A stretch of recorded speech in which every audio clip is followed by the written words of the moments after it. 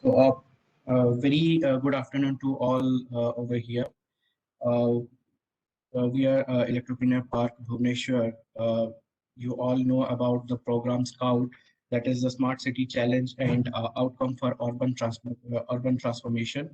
So, it is already launched from since last February 10th, and the last date to apply for this is March 10th. So in this program, we are targeting all the solutions that those are addressing the challenges faced in smart cities. And here, all the sectors of applicants, they can apply for this program, like you may be a student, innovator, enthusiast, a researcher, academician, a startup of all the sector, like for private limited company, proprietorship, LLP, any kind of company you have, you can apply for this program. And we are not just targeting any kind of startup working in the sector, but if you do have really a very good solutions for the challenges those are faced in the smart city, then you can really apply to this program. So to give a brief about this, if we are targeting for a good number of applications, good number of solutions, then you need to go for the registration page that we are already means outreaching it and publishing it anywhere in all the forums like the social media, Facebook, LinkedIn. We are outreaching through emails. We are sending lots of WhatsApp in the different groups. You can go to any of the incubator. We have already shared with all the incubator groups, as well portals like Maitri Startup Hub, mygov.in, then a Startup India, STPI portal. And you can always visit our website, that is bbs.electropreneurpark.in, for the details. To give a brief about again the applications and all that, you need to first register yourself in the portal. After that, you have to go to the login and you have to fill all the detail, all the questionnaire given over there, and finally you have to submit it. The prime focus on your applications would be the solutions of the solution that you are proposing. What are your target customer? What are your competitor? What are the technology you are involving in this solutions? Then you have over the application portal. In case you are a student, an enthusiast, an innovator, or a researcher, academician, and you are not a startup, a registered startup, then you can just put NA in the field where it is not applicable. We are targeting the focus areas like healthcare solutions for future urban healthcare, advanced management solution, waste management, energy management and conservation system, industrial building automation, security and surveillance, environment and pollution monitoring solution, citizen and services. So these are the prime focus area that we are targeting for. And we have partnered with several uh, uh, entities, several big companies, as we have as our ecosystem partner as Excel Point Technologies, Indian Electronic Semiconductor Association, Triple IT Bhubaneswar, and Startup Orissa, and supported by a lot of uh, big companies, lot of MNCs. Those are from ADI, Asoka Buildcon, Bhubaneswar Smart City Limited, CSM Technology, Innovative, and iWave, L&T, Microchip, Sapurji Palanji, Van Infra, Xilinx, Zeliot. So these are the people, and these are the companies where the expert helping you out, POC, guiding you, mentoring you, providing you the development board components and all the technical support to develop your POC. In between March 10, we'll collect all the applications from different sectors throughout the country, and we'll start segregating and form a cohort. After that, in the stage 2, the real challenge starts and your POC development will begin. You will be entering to 80 days of contest where you need to develop your POC, and finally this POC will be evaluated and the best POC will be awarded with the cash prize, that is up to 3 lakhs of rupees. And after that, the solutions will be implemented in the real world, and it will be evaluated from different smart cities. Right now, Bhubaneswar Smart City has joined hands with us, and eventually all the smart city will come together and they will take all the solutions and implement in the real world. So thanks a lot. We have so today day is for Xilinx. So we have our expert here as Aditya Sivakinanam. He is working from last 9 years in Xilinx, associated as the senior field application engineer, and his role is to primarily accelerate customer in their product development to help understand and map their FPGA and embedded system requirements and help the implementation of same using Xilinx products, tool, and ecosystem. He also takes on the role for being a machine learning and space SME within Xilinx. So welcome, sir. Welcome to the forum. So kindly give detail of the offering, the kind of support that you will provide in this Scout program, and primarily why you've chosen this problem statement that you have suggested that to be included in Scout. We have already seen that citizen and service, and the one is the citizen and service. Another one is environment and pollution monitoring solutions. So these are the focus area you have suggested, and you have included few problem statement to be built. So why this problem statement are really very necessary, what kind of solutions we should target for, and how to encourage our applicants so that they will come forward to apply for the Scout program. Please, sir. Thank you so much, Smaranji. Are you able to hear me clearly? Yes. Okay. Yes, it's perfectly clear. Thank you so much for that introduction. Much appreciated. And I would like to thank Electropreneur Park Bhubaneswar and STPI for this opportunity, both for Xilinx, iWave, and ExcelPoint to be able to share our technology and help enable such interesting partners and startups such as you to develop your technology on our platform. So today I'm going to be talking to you about the challenges or the problem areas that we've chosen from Xilinx. But before that, I would just like to quickly introduce you to our company. Many of you may or may not have heard of our company Xilinx. So Xilinx is a global semiconductor company, and we've been there since 1984. And we've had the recent largest revenue we had is around $3.16 billion. So we are a $3.16 billion company. We have about 5,000 employees, and the second largest research and development team outside of our headquarters in San Jose is actually in India, in Hyderabad. And we have a huge gamut of customers, a lot of focus areas that we work on, including many industry firsts in this particular industry that we work in. And there are a lot of patents that our company holds. Just to give you some idea about what we lead in, Xilinx is a leader in adaptive compute acceleration platforms. We were the first ones to come up as FPGA as a service. We were the first ones to help deploy 5G wireless subsystems in the world. We have about 190 million units of productive automotive devices out there in the automotive industry. And we are number one in the FPGA and SoC space as far as aerospace and defense is concerned. We also are the market leaders in industrial IoT and vision segment, and we definitely are the number one in the test and measurement segment as well.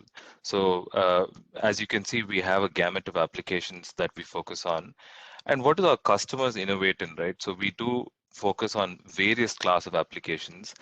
Today, of course, our focus is primarily on vision and smart city specifically, but we also have applications that is focused on aerospace and defense and also audio video broadcast segments, automotive. We do have some play in the consumer segment. Data center has been our key focus in the last few years, especially with our acceleration solutions. And of course, as I mentioned already, industrial vision solutions have been a focus for a long time inside of Xilinx, and that is why we are here to participate in this session today. And apart from that, a few other segments is also key focus. Example, the communication segment like wired, wireless, test and measurement, and also healthcare and sciences is also a big a play for us in Xilinx.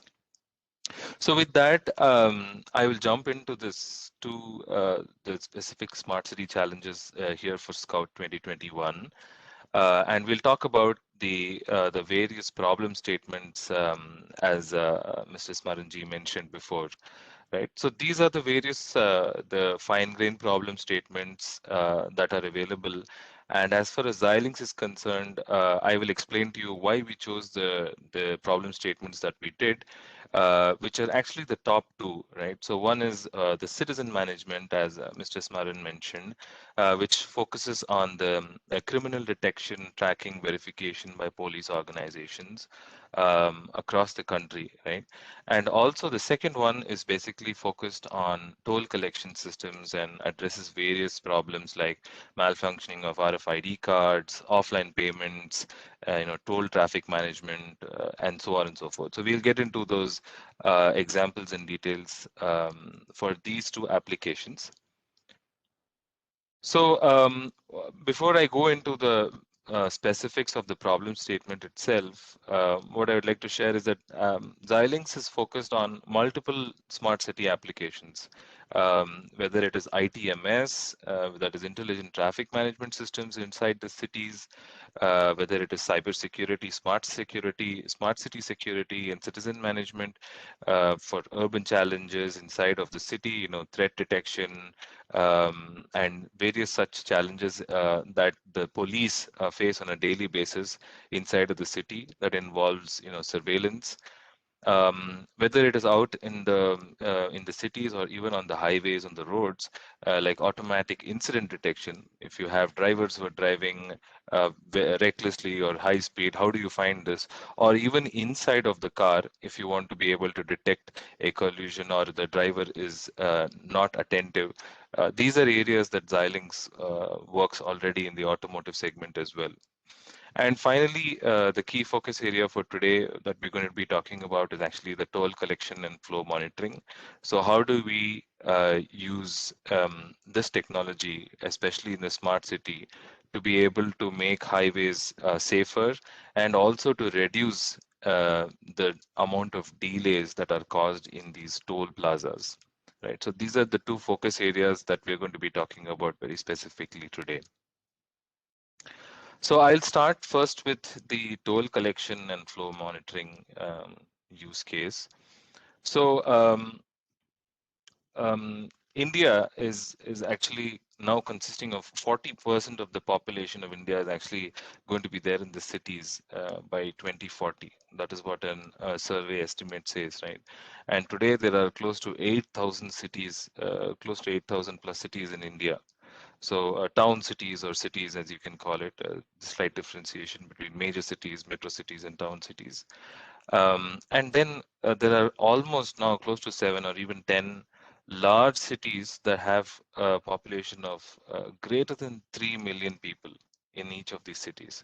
So definitely, making life and livability in the cities have to improve, and that is really the initiative that the government is taking with this smart city initiative. And we would like to encourage you to participate in this as part of this nation building application, right? So very specifically on the toll plazas. So just a few insights into how many toll plazas India has, right? So India has about 2,000 or close to 30,000 kilometers of highway length across the country, the span of the country.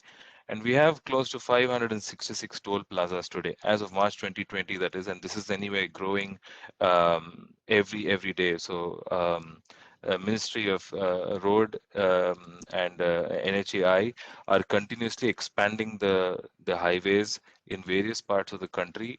And there are many models under which these tolls are operated today, right? So there is definitely private involvement, and then there is also public funded highway projects. The private tolls are usually done for a period of 2 to 3 years, and then there is a TOT to the government where NHAI will take over and then maintain this toll. So there are different ways in which the tolls operate. You will see both private and government in the toll plazas. And the other interesting thing is that tolls definitely vary based on the class of the vehicles on the road, right? So depending on the size of the vehicle, the weights of the vehicles, the toll varies, and primarily is how much damage is done on the road because of the type of use. So that is why there is a differentiation in the type of toll. Another interesting thing is that obviously you will see that in this year or the previous year, 2020, the actual toll collection decreased by some certain percentage. This is, of course, you can say attributed to the corona pandemic, but there is a significant decline in the toll collection that happened last year. So there are questions and there are concerns even the government has as to how to make this more efficient, and how do you make it more comfortable for the passers, the travelers, and what are the key issues that people have at toll booths today, right? So the number one problem faced by people in the toll plazas are actually the delay because of the tolls. It is estimated to be around 87,000 crore. Again, these are based on some surveys that were done online, based on the amount of fuel consumption, based on the amount of delay, and also the delays in business caused by various factors. So all this relates to around 87,000 crore, which is quite a huge budget. So it's almost a budget of a state, right? So it is quite a significant amount of wastage of money just because of the delays in various toll plazas. Before the introduction of FASTag, in an average, if you were to do a 2,000-kilometer journey, and if it approximately took about 94 hours, 4 to 6 hours out of this journey are just spent in stoppages and delays at tolls. Right? So that's a significantly huge amount, one can say, in these tolls. The government has taken up this as a challenge and they have implemented things, and we are really thankful to them to do this, and you will see this in the form of this FASTag that most of you are well aware of, which has actually improved some of these problems that we are facing, like the contactless digital payment method, right? So this actually enables or promotes fee payment among the passers, and then also the waiting time, as I mentioned, the fuel consumption and the long queues, right? So these are all the challenges that some of these have been actually addressed by FASTag. But then there are also some challenges and problems that you would have seen in the news recently also about having these RFIDs and FASTags, that there are certain cases where they're malfunctioning, and the readers are inefficient, and there is human intervention required. Sometimes the queues become too high if there is one person in the queue who's stuck and the reader is not working, so on and so forth, right? So the efficiency of the system sometimes reduces, the implementation sometimes goes bad, even though the idea is excellent. So in such cases, what other technology or what other options does the government have? So the one other thing that the government is also looking at now is to implement GPS-based systems. So you have GPS in each and every vehicle, and using this GPS, the vehicles will be tracked, and as and when they're crossing over a particular toll plaza, they will be appropriately charged. Um, of course, this is going to be very, very possible for the new vehicles, but even the old vehicles, they'll have to find a way to retrofit it, and it's going to cost quite a significant amount. So there are various pros and cons with this kind of application as well. But what we want to suggest or propose is an automated ALPR-based toll management system. Now, what is an automated toll management or ALPR-based toll management system? This is typically when an vehicle is automatically classified and using automatic license plate recognition or ALPR, which is basically a camera which is positioned in a very strategic location. It captures the license plate of the vehicle and it transfers the license plate and the vehicle data back to a central system where the system is going to deduct the particular toll amount from the particular user which is registered for that particular vehicle number, right? So the advantages of this the advantages of this system is that you will not have any requirement of human intervention. Also, these kind of issues that we saw in the past where there is a reduction, the delays in the toll plaza, the amount of time, the amount of fuel consumed in the toll plazas can be significantly reduced with this kind of an automation. There are also other things that the government can take. I mean, its advantages to the government is that the government also is able to do additional analytics, right? Or even the toll, the plaza owner or the people who are running the toll plaza, those people are also able to do additional analytics along with just the license plate recognition, and that is basically looking at whether there is stolen vehicles, whether there are number plates which are wrongly used, like if there sometimes vehicles have two number plates, you don't know which one is the correct number plate, right? Sometimes vehicles are carrying, excessive weight. It may be trucks or canters that are carrying additional weight, and this may cause a threat to the other passengers or the travelers on the highway. So if there is a way to restrict them, and also people who are carrying items that are protruding out of their vehicles, which is again a threat to the other travelers on the road. And also it can help probably with, say, VIP vehicles, ambulances, etc. Right? One other interesting information that can be used is vehicle make, model, and brand. This will also tell the government what are the new vehicles, what are the older vehicles, and what type of vehicles are commonly plying in a specific area, and what volume is plying in a specific area, right? So these are some of the problems, and I've also shared some particular ideas or brainstorming with you as to how you can actually build a license plate recognition system. We will go into more fine-grained brainstorming with you, and we will guide you through the various processes and elements which is involved in the application at a later stage. But this is just for you to think about in terms of an idea, what kind of ideas you can come up with looking at this as one of the applications. So I will then move on now to the next application, which is actually citizen management or smart city security applications.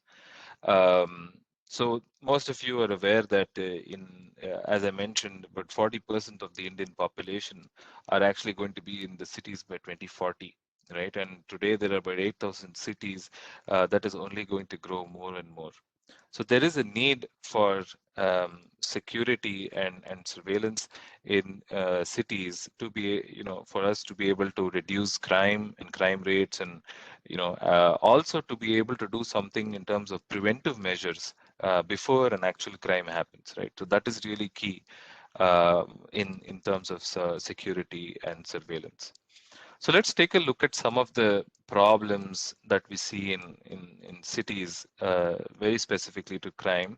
I'm sure this needs more introduction. Everyone living in the cities, you're well aware of the kind of problems and issues that we face on a daily basis with crime. And none other than our police forces have been working day and night on such kind of issues and trying to solve problems for the community, right? So one other thing I would like to highlight to you is that for us to have a safe and secure smart city, uh, data is one of the most important things, right? You might have hundreds of cameras looking into the traffic, hundreds of cameras looking into city and surveillance, hundreds of such kind of tiny surveillance units in public transport.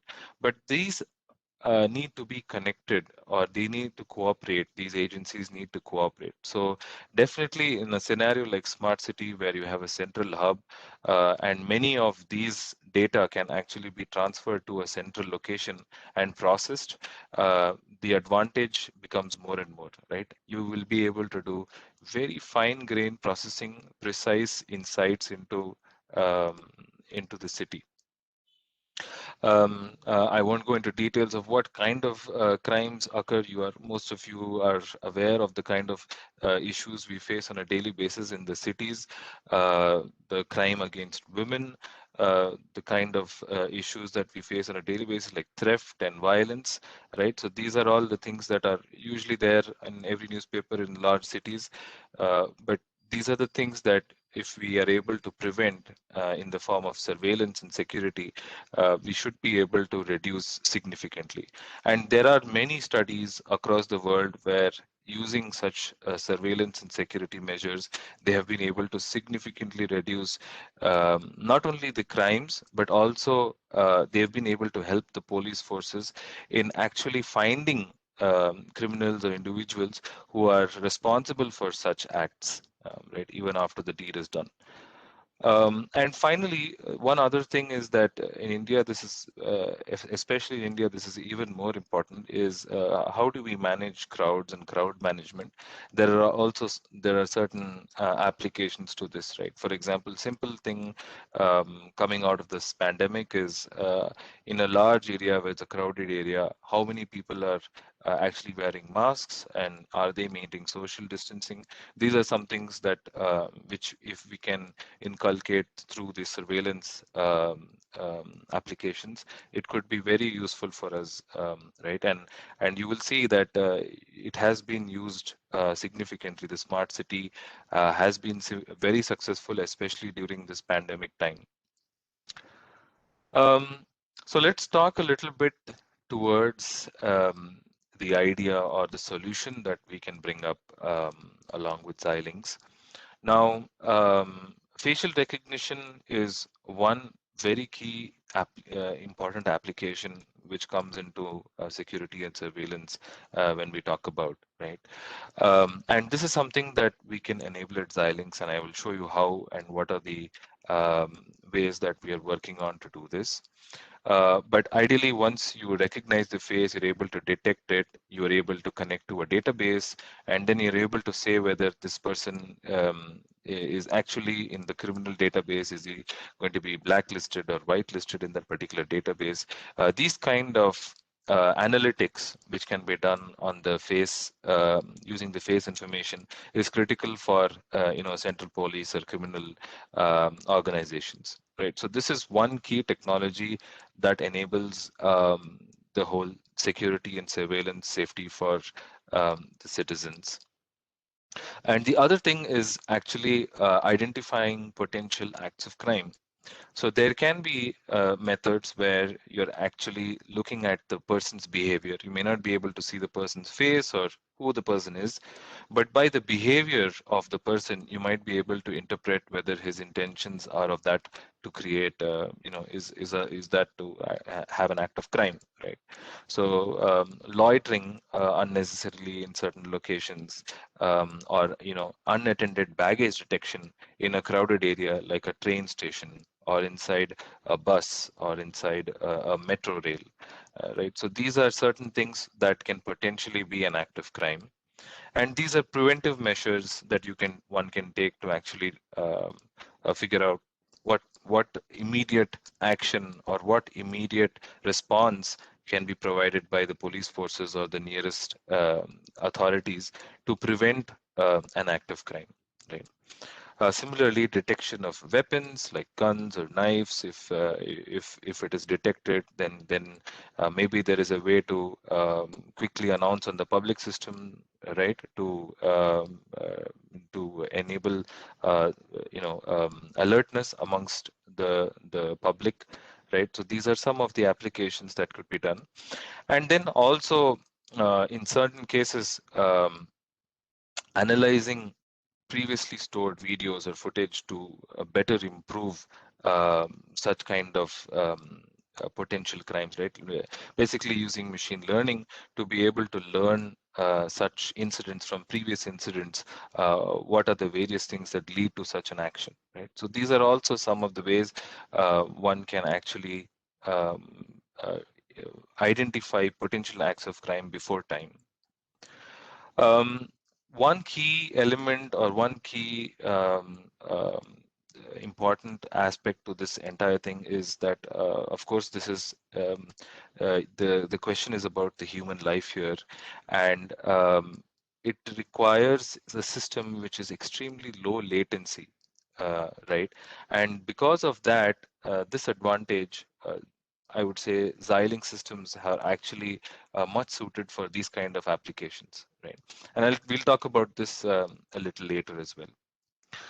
So I'm going to briefly touch about what are the technology enablements, what we can do to actually support you, and what is available out there for us to support you, and what kind of help suggestions we can provide you to implement these kind of systems, right? So the platform that we've chosen for this particular hackathon is actually called the Corazon AI platform, and this is from our partner called iWave, right? And this is how the system looks like in an enclosure and in a PCB, and this platform is actually an edge analytics platform that is capable of various machine learning based applications, what we saw. Um, I won't go into too many details of the platform itself because we will have further sessions to discuss about the technical aspects of this platform.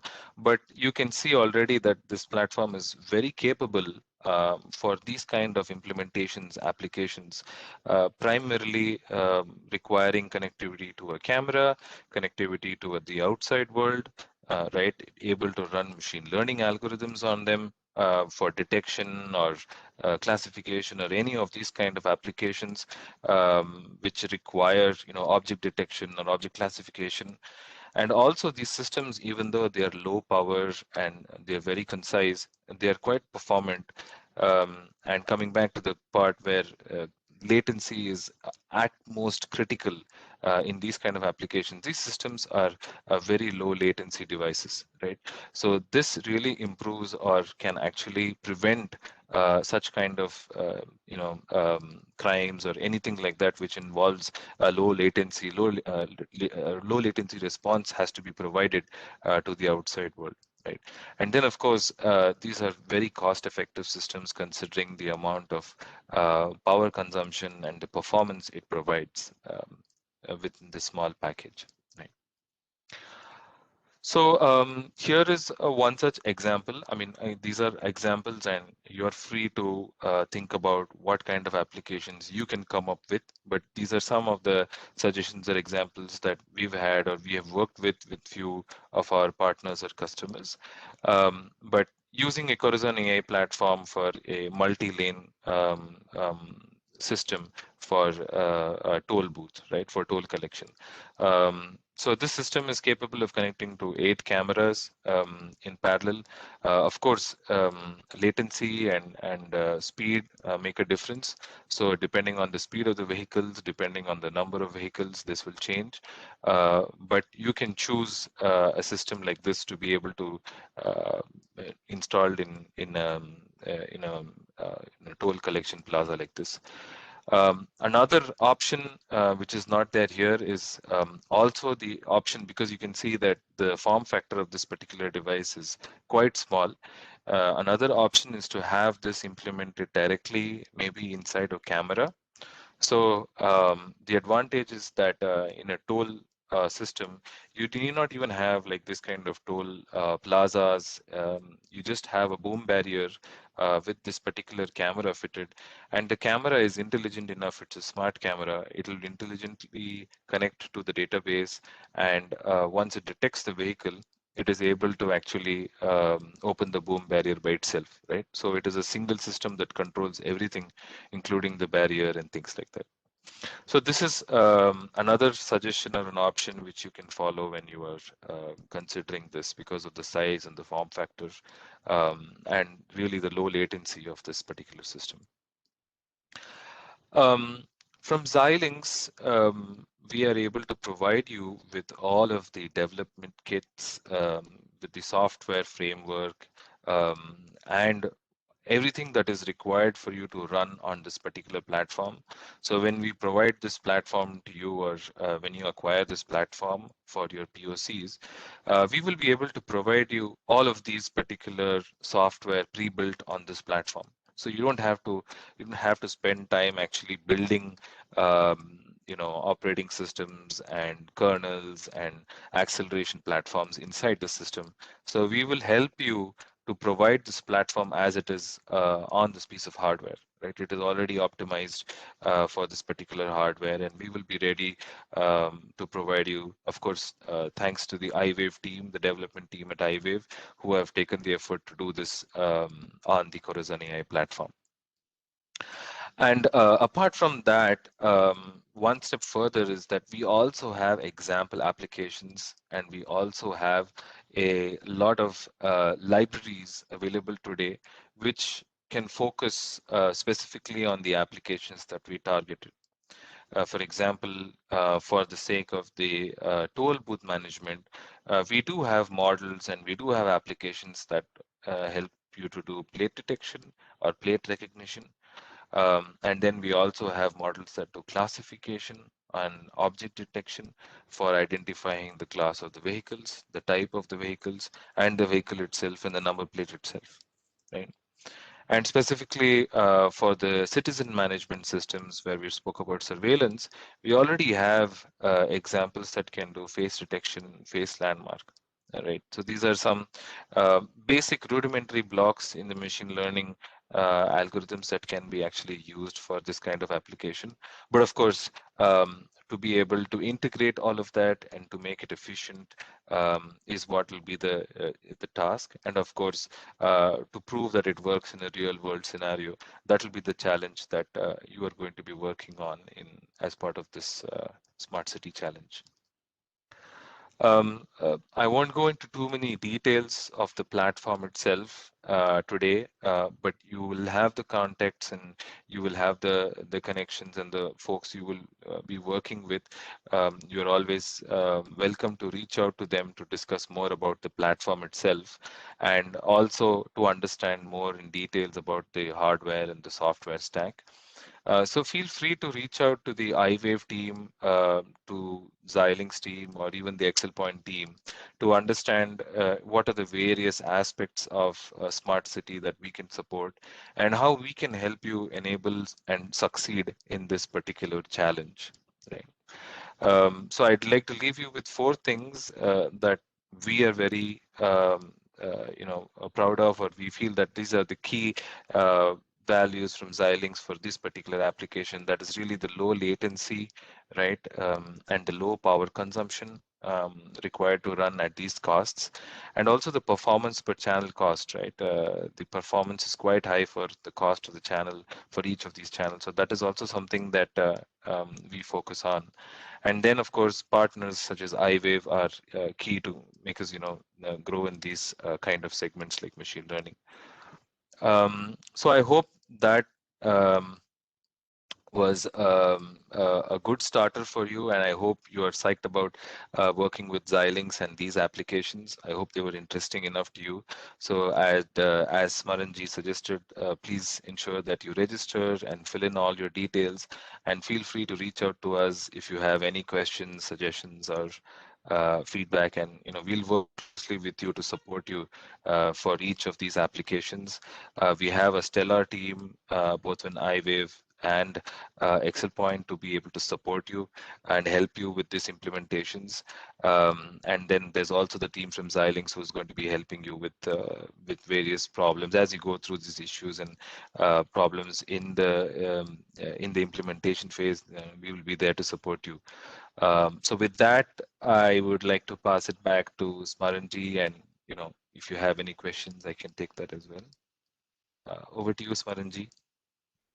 Thank you so much, Mr. Aditya. So you have just mentioned a very important sector that most of the smart city are facing this as a major challenge. So I hope all our viewers and applicants, they are very much clear about what kind of solutions we are expecting from, and how Xilinx and iWave collaboratively can bring out a support and address all the hurdles and problems faced by the applicants. And you people are a very means playing a very important role in the product development or the POC development that is going to happen in the stage 2 of the Scout program. So I would like to thanks a lot for your time that you have provided in this webinar. We'll publish this webinar in different social media and YouTube and all. So I request all the viewers to kindly go through the webinar entirely, and in case any of you doubt, you please reach out to us. You will get ample number of contacts that we have already published in various social media, emails, and in various forums. I also like to thank Excel Point Technology and Singapore Consortium for their support to bringing all the stakeholders and everybody to a single platform and taking this Scout 2021 program to the next level. Thank you so much, Mr. Aditya, for your time. Thank you so much. Thank you so much, Smaranji, and I wish all the participants all the very best. Thank you.